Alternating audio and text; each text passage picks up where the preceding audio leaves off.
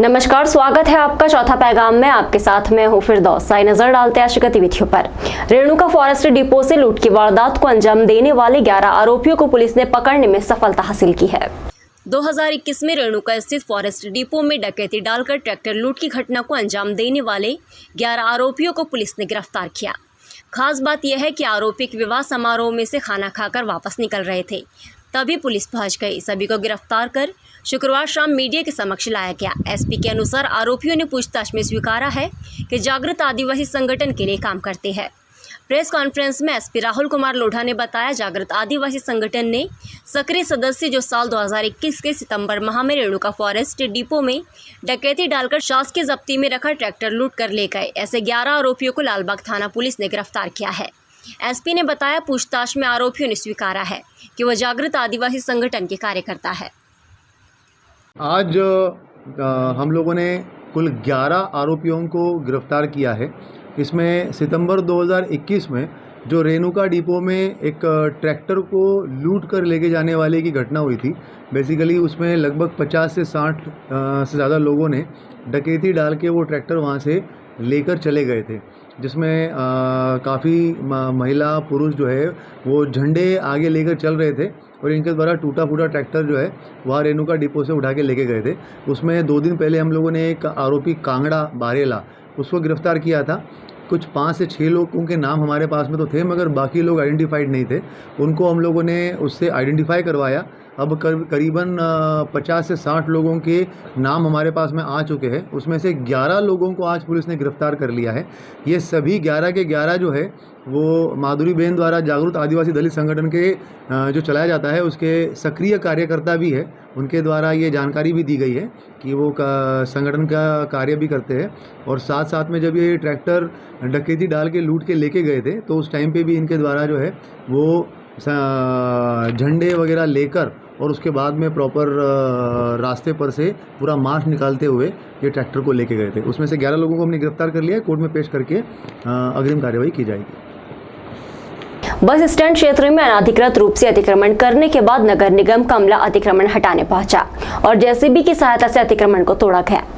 Burhanpur bus stand Indore Ichhapur highway पर बंद पड़े पेट्रोल पंप की जमीन पर अनाधिकृत रूप से बिना परमिशन के टीन सेट का निर्माण कर लिया गया था, जिसके बाद नगर निगम द्वारा संबंधित व्यक्ति को कई बार नोटिस दिए गए। नोटिस की तामीली न करने के कारण नगर निगम के अधिकारियों ने समझाइश दी। उसके बाद जब अतिक्रमणकारी नहीं माने तो नगर निगम का अमला शनिवार को जेसीबी लेकर पहुंच गया और हाईवे किनारे बने अस्थायी अतिक्रमण को तोड़ने का काम शुरू कर दिया। इस बीच स्थानीय लोगों का अधिकारियों से सामना हुआ तो विवाद की स्थिति पैदा हो गई।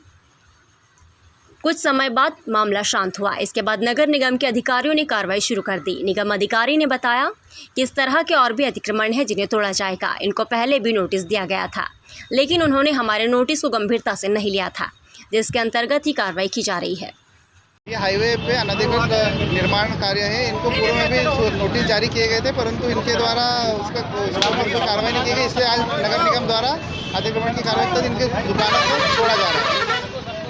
हाँ, इनको नोटिस दिया गया था हमारे द्वारा। सूचना इसके पहले भी दी गई थी, नोटिस दिया गया था। हाँ, दुकानें चिन्हित गई। ये वही काम चल रहा है और भविष्य में भी हमारे द्वारा नोटिस दिए गए। अगर संबंधितों द्वारा कोई कार्रवाई नहीं की गई तो हमारे द्वारा नियमानुसार कार्रवाई की जाएगी। यहाँ विवाद की स्थिति बन रही थी? नहीं, कोई विवाद नहीं हुआ, हो गया था, हो गया। तोड़ा जा रहा है। ये लगभग स्क्वायर फीट के हिसाब से 6 दुकानें थी यहाँ पे। इनको तोड़ने की कार्रवाई की जा रही है।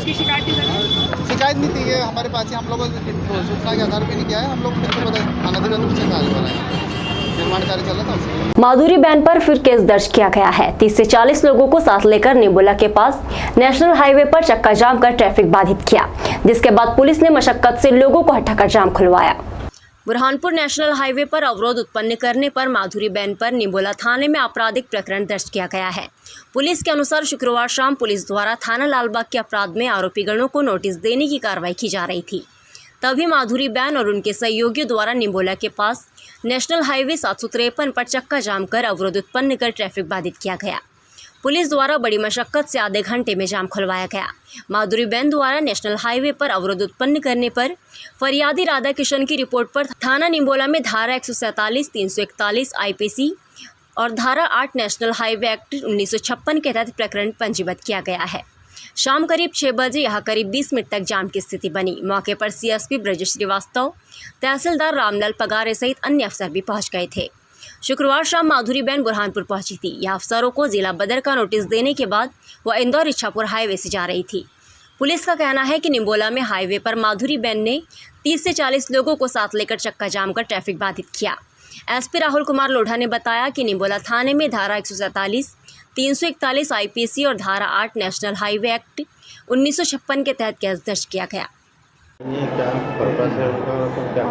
प्रशासन के द्वारा जिला बदर का नोटिस दिया गया है माधुरीबेन पटेल को, तो वो उसी का जवाब प्रस्तुत करने के लिए आई हुई है। भारी मात्रा में आदिवासी बाहर उनका साथ देने के लिए कुछ लोग मौजूद हैं, लेकिन कोर्ट की जो प्रक्रिया है उसके आधार पर तो वो स्वयं या उनके अभिभाषक ही कोर्ट रूम में प्रवेश कर सकते हैं।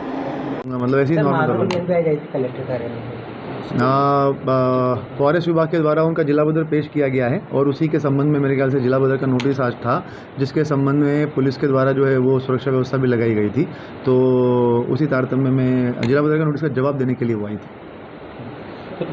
बुरहानपुर जिला अस्पताल में गर्भवती महिलाओं को सीजर के नाम पर आधी रात को खंडवा इंदौर रेफर किया जा रहा है। इस मामले को कलेक्टर ने संज्ञान में लिया है। 32 करोड़ की लागत से बने बुरहानपुर जिला अस्पताल में व्यवस्थाएं अभी भी नाम मात्र है। स्वास्थ्य सुविधाओं के लिए अभी भी लोगों को इंदौर, जलगांव, भुसावल, खंडवा रेफर किया जा रहा है। इसी तरह गर्भवती महिलाओं को आधी रात को खंडवा, इंदौर रेफर किया जा रहा है। जिला अस्पताल में एनेस्थीसिया का डॉक्टर जिला अस्पताल में न होने के कारण एक लंबे समय से गर्भवती महिलाओं को डिलीवरी के वक्त परेशानी का सामना करना पड़ रहा है। कई बार महिलाओं को डॉक्टर का हवाला देकर खंडवा और इंदौर रेफर किया जाता है, जहां मरीज और उसके परिजनों को काफ़ी परेशान होना पड़ता है। कलेक्टर भव्य मित्तल ने इस ओर ध्यान देकर कार्रवाई का आश्वासन दिया है। एनेस्थेटिस्ट ना होने के कारण सबसे ज़्यादा प्रॉब्लम ज़रूर रहती है, क्योंकि हमने डॉक्टर्स की भी मीटिंग करके उनसे बात की थी, तो उनका यही कहना था कि वो इस बात से हमेशा डरे रहते हैं कि अगर रात में हमको एनेस्थेटिस्ट नहीं मिलेगा तो कई सारे ऑपरेशंस कॉम्प्लिकेटेड सिनेरियो में करने की स्थिति उत्पन्न हो जाएगी और तब रेफ़र करना मुश्किल हो जाएगा। बट इंडिविजुअल लेवल पे हमने सभी डॉक्टर से बात भी की है कि वो खुद भी ऐसे सभी इश्यूज़ को अपने लेवल पे सॉर्ट आउट करने की ज़्यादा कोशिश करें, और एनेस्थेटिस्ट की भी हम कोशिश कर रहे हैं कि भोपाल स्तर से हमें कोई व्यवस्था मिले। मोहम्मदपुरा की आंगनवाड़ी में न लाइट कनेक्शन है न पंखे है, जिसके कारण यहाँ पर अभिभावक अपने बच्चों को नहीं भेज रहे हैं। शासन द्वारा बच्चों को शिक्षित करने के उद्देश्य से उनके सर्वांगीण विकास के लिए प्रदेश भर में आंगनवाड़ी संचालित की जा रही है, ताकि नन्हे मुन्ने बच्चे बचपन से शिक्षा में परिपूर्ण हो सके। लेकिन महिला बाल विकास विभाग की अनदेखी के चलते जिले की कई आंगनवाड़ी अव्यवस्थाओं का शिकार हो रही है। हम बात कर रहे हैं ग्राम मोहम्मदपुरा की, जहां पर आंगनवाड़ी में विद्युत कनेक्शन न होने के कारण गर्मी में बच्चों को परिजन नहीं भेज पा रहे हैं, जिस कारण बच्चों की शिक्षा का तो नुकसान हो ही रहा है, साथ ही शासन की मंशा पर भी पानी गिर रहा है। कलेक्टर भव्य मित्तल ने इस ओर ध्यान देकर कार्रवाई करने का आश्वासन दिया।